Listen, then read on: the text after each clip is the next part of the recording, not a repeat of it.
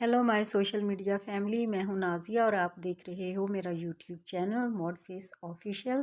आप देख रहे हो इस टाइम मेरी नेक्स्ट वीडियो, जिसमें मैं अब क्वेटा से आगे जो हमारा ट्रैवल है उसके बारे में डिटेल से आपको बताऊंगी भी सही और दिखाऊंगी भी सही। क्वेटा के बाद अब जो हमारे ट्रैवल हम लोग स्टार्ट कर रहे हैं वो बाय बस कर रहे हैं, क्योंकि क्वेटा से तफ्तान बॉर्डर तक जो ट्रेन थी वो पाकिस्तानी गवर्नमेंट ने बंद कर दी हुई है। बिकॉज़ तालिबान के दौर में जो ज़ायरीन जाते थे क्वेटा से तफ्तान के लिए, तो उन पर बहुत ज़्यादा हमले होते थे और उनको ट्रेन में घुस के ट्रेन से उतार के और इस तरह ना उनको शहीद कर दिया जाता। स्क्रीन पे आप देख रहे हैं ये भी एक सुरंग है जिस से हम लोग इसको क्रॉस कर रहे हैं, और इस सुरंग में जाते हुए मुझे बहुत बहुत खौफ महसूस हुआ था, क्योंकि अभी तक हमारे दिलों में वो तालिबान का खौफ था। आप देख रहे हैं पूरी सुरंग में कितना अंधेरा है। हमने क्वेटा में जस्ट 1 डे स्टे किया था, क्योंकि हमने वापस भी जल्दी आना था और बहुत ज़रूरी था। ये एक आर्मी की चौकी है और यहाँ पर उन्होंने कहा था कि वीडियो बनाना मना है, लेकिन मैंने फिर भी चुपके से वीडियो बना ली। इस टाइम आपके सामने जो स्क्रीन पर ट्रेन का ट्रैक नज़र आ रहा है, कभी यहाँ पर ट्रेन चला करती थी तफ्तान बॉर्डर तक, लेकिन दहशत गर्दी के पेश नज़र गवर्नमेंट ने और आर्मी ने इसको बंद कर दिया है। अब यहाँ पर कोई ट्रेन नहीं जाती। एक बार पहले मैं बचपन में जब ईरान गई थी तो हम लोग इसी ट्रैक के ज़रिए, मतलब इसी ट्रेन के ज़रिए ही हम लोग ईरान पहुँचे थे, लेकिन अब ज़ाहिर है दहशत गर्दी की वजह से इसको बंद कर दिया गया है। और सबसे बढ़कर और जो डेंजरस बात मैं आपको बताना चाह रही हूँ वो ये है कि क्वेटा से तफ्तान बॉर्डर तक आर्मी कानवाई के ज़रिए ज़ायरीन को लेके जाती है। कानवाई का मतलब ये है कि जब ज़ायरीन की 10, 12 या 20, 25 बसेस इकट्ठी हो जाती हैं तो उन बसेस के आगे पीछे एंड अराउंड में आर्मी होती है, और वो उनको तफ्तान बॉर्डर तक लेके जाती है तालिबान के डर से, क्योंकि अभी तक दहशत गर्दी का शदीद ख़तरा है। तो उसके लिए ज़ायरीन को काफ़ी दिन क्वेटा में स्टे करना पड़ता है, लेकिन हमने जल्दी आना था तो इसलिए हमने एक रिस्क लेते हुए बाय नॉर्मल पैसेंजर बनकर नॉर्मल बस में सफ़र किया, जिसमें और भी पैसेंजर थे जिनके तफ्तान में कोई रिश्तेदार वगैरह होते हैं। मतलब हमने शो नहीं किया कि हम ज़ायरीन हैं, हमने जस्ट आम पैसेंजर बनकर तफ्तान तक हमने ट्रैवल किया। ये बहुत रिस्की होता है और आर्मी तो बिल्कुल इसकी परमिशन नहीं देती, लेकिन हमने ये रिस्क लिया क्योंकि हमारा जल्दी पहुंचना और फिर ईरान से वापस जल्दी आना भी बहुत ज़रूरी था। हमने 20 डेज़ के अंदर अंदर ही वापस पाकिस्तान आना था, तो अगर हम कानवाई का वेट करते तो हमें 4 से 5 दिन मज़ीद क्वेटा में स्टे करना पड़ता।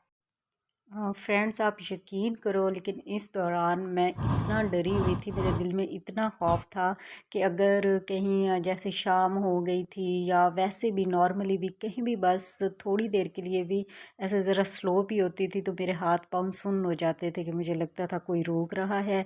क्योंकि मैंने यूट्यूब पे एक वीडियो देखी थी जिसमें वो ज़ायरीन को बस से उतार के लाइन में खड़े करके तो वो शूट कर देते थे।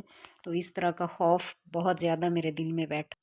लेकिन इतने खौफ के बावजूद भी मैंने क्वेटा के जो मतलब बलूचिस्तान के जो पहाड़ हैं इनको एंजॉय किया। मतलब इतने खूबसूरत सीन थे। हम तो मैदानी इलाके के लोग हैं और मेरी तो 1 मिनट के लिए भी आँख इन नज़ारों से नहीं हटी, जिसमें कभी धूप, कहीं पर धूप होती थी, कहीं पर छाँव होती थी, और कहीं पर बादल होते थे, और मतलब इतना हसीन नज़ारा और इतना सुनसान ये एरिया है। कहीं कहीं जाकर छोटे छोटे बिल्कुल टिपिकल देहात हमें नज़र आते थे, कोई आबादी नहीं थी। वैसे इस तरह का रिस्क कभी लेना नहीं चाहिए। लेकिन क्वेटा से निकलने के तकरीबन 4-5 घंटे तक तो इतने हसीन नज़ारे थे कि दिल करता था बस देखती रहो। और ये आपके सामने जो मेरी वीडियो चल रही है इसमें आप देख रहे होंगे कि कहीं भी आपको कोई आबादी नज़र नहीं आई। तो अल्लाह ना करे कि कभी किसी के साथ ऐसा हो, लेकिन आई थिंक कि इस तरह का रिस्क लेना नहीं चाहिए। बैड लक का पता नहीं होता कि किस वक्त क्या हो जाए।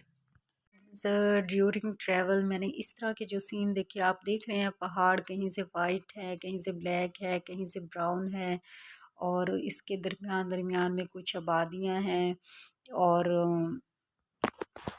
میری تو نظر نہیں ٹکتی تھی ان حسین نظاروں کو دیکھتے ہوئے۔ مطلب ہمارے لیے تو یہ سب کچھ بہت ہٹ کے تھا۔ یہ اندر آپ غاریں دیکھ رہے ہیں، غاریں بنی ہوئی ہیں، میں تو ایک ایک چیز کو ایسے پریشان ہو کے دیکھ رہی تھی۔ پنجاب سے نکلنے کے بعد، سندھ کو کراس کرنے کے بعد، اس کے بعد ہم نے ٹوٹلی پہاڑ ہی دیکھے ہیں، کیونکہ ایران بھی ٹوٹل پہاڑوں میں ہے، تو سب کچھ بہت نیا تھا۔ پاکستان کے پہاڑ دیکھنا، پھر ایران کے پہاڑ دیکھنا، بڑا ہی ایک ایڈونچر سا تھا۔ لیکن تفتان بارڈر پہ پہنچتے ہی، جیسے ہی ہم نے پاکستان کا بارڈر کراس کیا تفتان تک، اس کے بعد ہمیں نا ایک جیسے کوئی انسان سکون کا سانس لیتا نا، ایسے لگتا تھا کہ جیسے اب ہم نا کسی بہت بڑی خطرناک چیز سے باہر آ گئے ہیں، محفوظ ہو گئے ہیں۔ اس ڈینجرس زون سے نکلتے ہی ہم نے سکھ کا سانس لیا، اور اب ہم پہنچ چکے ہیں تفتان بارڈر پر۔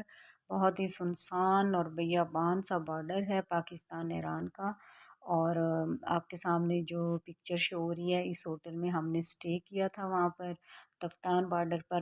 پہلے تو کوئی ہوٹل ہوتا ہی نہیں تھا، لیکن اب اللہ کا شکر ہے کہ وہاں پر کسی نے یہ ایک اچھا سا بہتر سا ہوٹل بنایا ہے، اور کہتے ہیں کہ یہاں پر کوئی خطرہ بھی نہیں ہے، کیونکہ آگے پھر ساری آرمی آ جاتی ہے بارڈر پہ، تو یہاں پر آئی تھنک کوئی ایسا مسئلہ نہیں ہے۔ تو آج کی ویڈیو کو میں یہیں ختم کرتی ہوں، اور اس کے بعد میں آپ کو جو ہمارا بارڈر ہے پاکستان اور ایران کا، اس کی ساری انوائرمنٹ دکھاؤں گی کہ پاکستان کے بارڈر میں اور ایران کے بارڈر میں کیا فرق ہے، ان کے پاس کیا فیسلٹیز ہیں اور ہمارے پاس کیا فیسلٹیز ہیں۔